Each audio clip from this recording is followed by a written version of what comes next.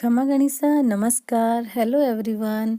जायका with Sonal Shekhawat में मैं सोनल आज आप सभी का फिर से स्वागत करती हूँ। मैंने कई सारे राजीव दीक्षित जी के वीडियो देखे हैं। उन्होंने वो बताते हैं कि गुड़ और तिल इन दोनों का प्रोपोर्शन बनाकर खाने से शरीर में तंदुरुस्ती आती है और ये वज़न भी कम करने में सहायक होता है। गुड़ और तिल इन दोनों की प्रकृति व क्षारीय है। इन दोनों को मिलाकर हम कोई चीज़ बनाते हैं और उसका सेवन करते हैं तो ये बहुत लाभदायक है। तो राजीव दीक्षित जी कहते हैं कि नवंबर, दिसंबर, जनवरी और फरवरी 4 महीने हमें लगातार गुड़ और तिल या फिर गुड़ और मूंगफली का कोई न कोई प्रोपोर्शन बनाकर हमें ज़रूर ही खाना चाहिए।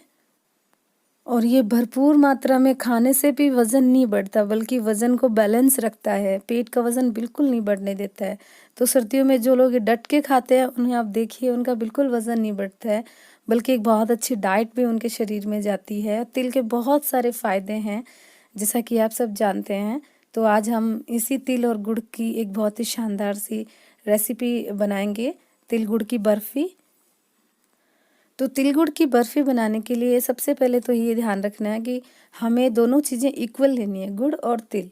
जितने गुड़ हैं उतने तिल है, यानी जिस मात्रा में अगर आप 1 केजी तिल लेते हैं तो 1 केजी ही हमें गुड़ लेना है। या कोई बाउल सेट करते हैं कि 1 बाउल तिल लिए तो 1 बाउल ही कूटा हुआ हमें गुड़ लेना है और ज़रा सा घी लेना है। घी इसमें बहुत ही कम लगता है। तो मैंने 1 केजी तिल लिए हैं तो इक्वली 1 केजी मैंने गुड़ लिया है और 50 ग्राम के आसपास मैंने घी रखा है। तो यहाँ पे सबसे पहले तो क्या करेंगे, गैस ऑन करेंगे और जो तिल हैं उन्हें हम रोस्ट करेंगे। तो 6 से 7 मिनट लगते हैं। एकदम लो फ्लेम पर हम ये तिल है वो रोस्ट करेंगे। तिल रोस्ट करते हुए हमें या तो तिल है वो थोड़े फूले फूले दिखाई देने लग जाते हैं, दूसरा जो तिल है उनमें बहुत अच्छी खुशबू आने लग जाती है और तीसरा तिल चटकने लग जाता है जैसे रोस्ट होता है। तो आपको पता चल जाएगा। मैंने सफ़ेद तिल लिए हैं, ये घर के तिल हैं तो थोड़े ब्राउनिश भी दिख रहे हैं। अगर आप बाज़ार से मंगाते हैं तो सफ़ेद तिल बिल्कुल ही सफ़ेद आते हैं। सेम चीज़ आप काले तिल से भी बना सकते हैं। तो तिल बिल्कुल रोस्ट हो गए हैं तो इन्हें हम दूसरे बर्तन में निकाल लेंगे ठंडा होने के लिए। और ये पैन हमारा गर्म है ऑलरेडी तो इसमें हम थोड़ा सा घी डालेंगे। तो 2 या 3 चम्मच के आसपास यहाँ पे घी डालेंगे और जब घी गर्म होने लग जाएगा तो हम इसमें कूटा हुआ गुड़ वो डालेंगे और धीरे धीरे उसे चलाते रहेंगे। तो गुड़ को यहाँ पे बिल्कुल लो फ्लेम पर हमें मेल्ट करना है। एकदम छोटे वाले बर्नर पे आप चढ़ा दीजिए क्योंकि जैसे ही गुड़ तेज़ हो जाएगा तो गुड़ जल सकता है और उसका कलर भी बदल सकता है। तो हमें बिल्कुल लो फ्लेम पर ही गुड़ को मेल्ट करना है। और एक बार गुड़ थोड़ा मेल्ट हो रहा है तब तक ये तिल हमारे थोड़े ठंडे हो गए तो इनको मिक्सी में ग्राइंड करेंगे। बिल्कुल पाउडर बना रही हूँ मैं इनका, आप चाहें तो थोड़ा दरदरा रख सकते हैं। तो 3-4 बारी करके यहाँ पे तिल को मैं पीस ले रही हूँ। बिल्कुल इनका फाइन सा पाउडर बना रही हूँ।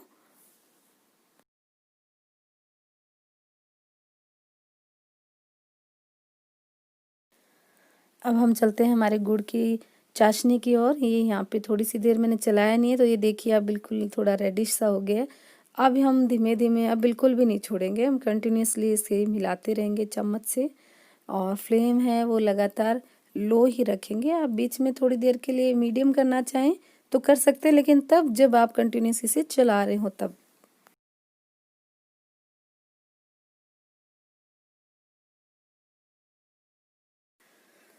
तो गुड़ एक बार हमारा तैयार हो रहा है तब तक एक कोई बर्तन लेकर उसे ग्रीस कर देंगे। मैं यहाँ पे थाली ले रही हूँ बड़ी और उसको ग्रीस कर रही हूँ घी से।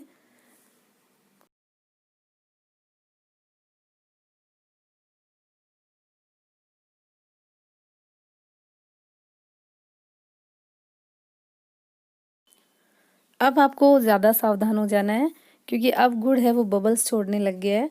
तो ये थोड़ा सा उचटता है तो आप ध्यान रखिए बिल्कुल। और हमें तिल कब मिलाने हैं इसका एक बहुत ही सिंपल सा ट्रिक है कि ये जो गुड़ है वो जितनी मात्रा में है वो फ्लफी होके जस्ट डबल हो जाता है और इसका कलर है वो थोड़ा वाइट हो जाता है। तो यहाँ पे गुड़ है वो बहुत ज़्यादा है। आपने देखा है शुरू में थोड़ा ही गुड़ लग रहा था, उसके बाद कढ़ाई भर गई, इतना फ्लफी हमारा गुड़ हो गया। उस दौरान हम तिल डालेंगे तो यहाँ पे मैं थोड़े थोड़े करके तिल ऐड कर रही हूँ। फ्लेम लगातार अभी भी लो ही चल रही है। तो थोड़े थोड़े करके मैंने सारे तिल इसमें ऐड कर दिए और अब हम कम से कम 1 मिनट के लिए हम इसे मिक्स करेंगे गुड़ में, ताकि अच्छे से ये मिक्स हो जाए। क्योंकि गुड़ और तिल हैं वो बिल्कुल ही एकदम से कढ़ाई छोड़ने लग जाएंगे, आपको लगने लग जाएगा कि हाँ अब बिल्कुल तैयार है ये बर्फ़ी सेट होने के लिए। तो बिल्कुल गैस ऑफ कर दीजिए और अब हम जो हमारी हमने प्लेट को ग्रीस किया है उसमें ये सारा मिश्रण एक साथ डाल लेंगे।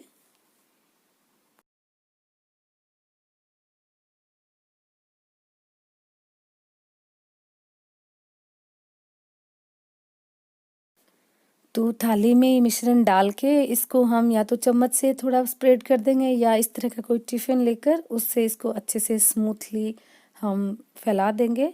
इससे क्या जो हमारा सरफेस है वो दोनों साइड से बिल्कुल स्मूथ बन जाएगा। तो अभी ये मिश्रण हमारा गरम है और गर्मा गर्म में ही हम चाकू से कट के निशान बना देंगे, ताकि हमारे इजीली बर्फ़ी सेट हो जाए। तो ये बर्फ़ी खाने में बहुत ही स्वाद बनेगी, आपको बिल्कुल नहीं लगेगा कि हम तिल गुड़ की बर्फ़ी खा रहे हैं, क्योंकि एकदम फाइन जो हमने पाउडर इसका तैयार किया ना उससे ये बिल्कुल बर्फ़ी का टेस्ट देता है। बहुत स्वादिष्ट बर्फ़ी बनती है और अभी सामने मकर संक्रांति आ रही है, लोहड़ी आ रही है, तो ये वाली रेसिपी आप ज़रूर बनाए हैं अगर नहीं बनाई अब तक तो। तो ठंड का मौसम है तो 10 से 15 मिनट में ये बर्फ़ी हमारी तैयार हो जाएगी। ठंडी होने के बाद बिल्कुल इसके पीसेज़ हैं वो अलग हो जाएंगे। तो बहुत ही टेस्टी अच्छी सी हेल्दी बर्फ़ी हमारी बन गई है। अब हम इसे चाकू से कट कर लेंगे। मैं आपको दिखाती हूँ कि बहुत ही शानदार सी बर्फ़ी बनी है।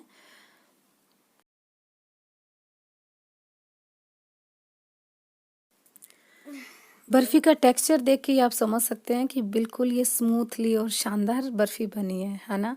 और आप इसे तोड़ के देखें तो ये बहुत सॉफ्ट बनी है। तो फिर मिलते हैं जायका विद सोनल शेखावत में। अगर आपने चैनल को सब्सक्राइब नहीं किया है अभी तक तो प्लीज़ कीजिएगा, बेल आइकन भी आप प्रेस कीजिएगा। फिर मिलते हैं टेस्टी सी हेल्दी सी रेसिपी के साथ, तब तक के लिए बने रहिए जायका विद सोनल शेखावत के साथ।